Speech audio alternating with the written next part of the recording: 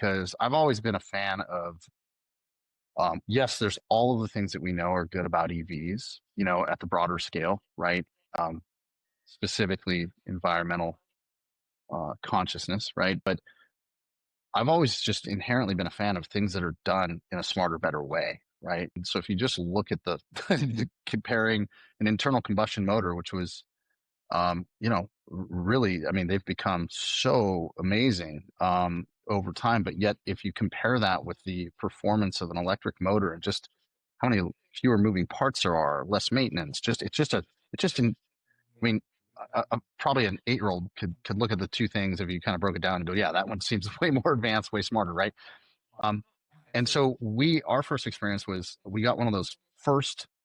There was a super great like deal on the BMW i3, I think it was No way, called. This you little guys had one tiny, on the i3? yeah, it was this little tiny little, and we test drove it, and it was like the funnest car to drive ever. It was like a go-kart. And I was like, I don't care, all the other stuff is great, but like this thing is fun to drive.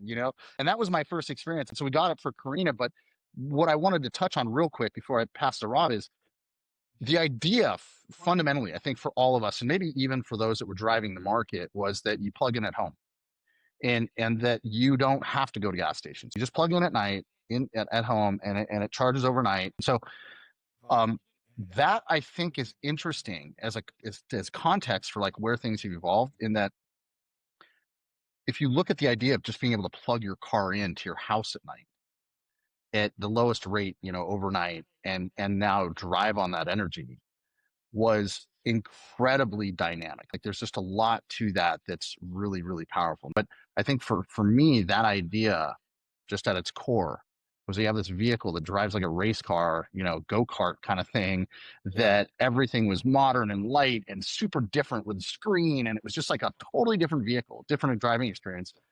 And it was clean, environmentally sound for the most part.